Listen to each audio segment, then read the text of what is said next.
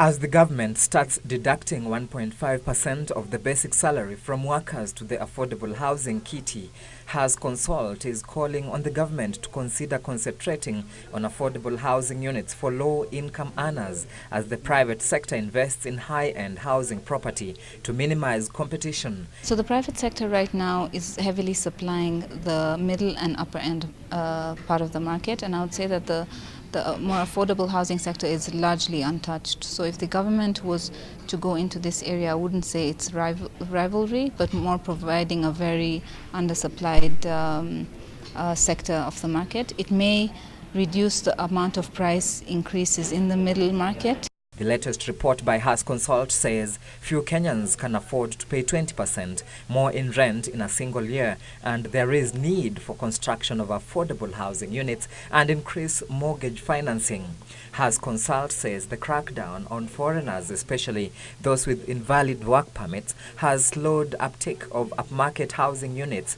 Price indices is we saw two major overlying trends, and one was the fall in rental and sales prices for detached houses.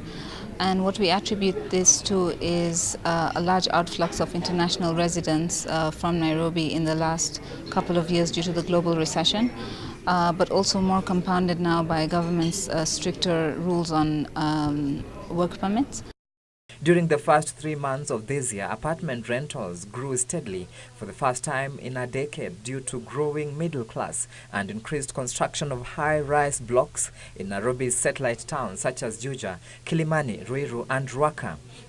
We reported in January that 2018 has seen signs of a revival in apartment rents after nearly a decade of negative or flat growth caused by the bulge of building of new apartments, both as large high-rise blocks, for instance, across Kilimani, and as smaller multi-unit stories built by private landlords throughout Ruiru, Ruaka, Juja, and other Nairobi satellite towns. The price of land in Nairobi's upmarket areas such as Upper Hill and Kilimani has stabilized after a surge in prices for the past 3 years.